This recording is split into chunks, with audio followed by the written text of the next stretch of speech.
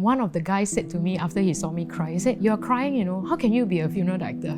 And then I realized, as a woman, we need to do even more to show to people that we can do it.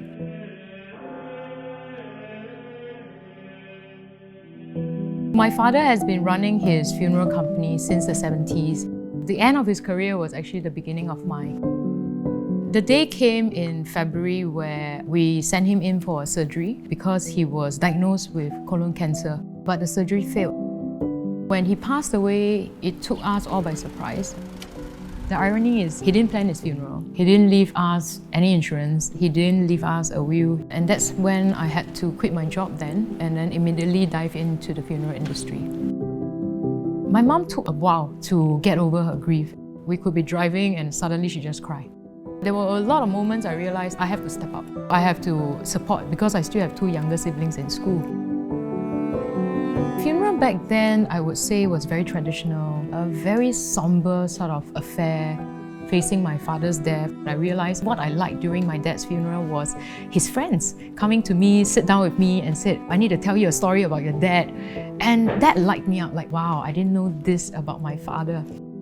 There was so much of that connection with the departed and the family that I felt there was a lot of things that was missing and I want to change. Change wasn't easy. Being a woman in the industry, to them is, you know what you're doing or not? 2010, I started my own company, The Life Celebrant. We commemorate about the life story, we share about memories, we know about how this person has touched certain people's life and how it can help touch even more lives after that. TLC also stands for Tender Loving Care, which I believe in this industry, that's what it's all about. There's so much of this care element that we have to focus on. So I remember a motor accident that involved 5 people. It was the fault of the other driver who cut the lane and then the trailer actually knocked into their car and immediately 5 of them perished.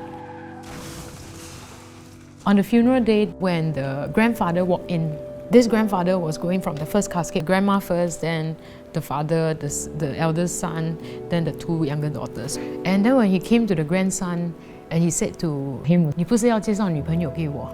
When he said that, I just broke down. I really couldn't take it.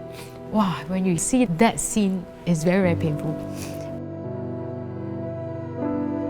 A lot of times when I can't deal with it, salsa dancing is one of my outlets.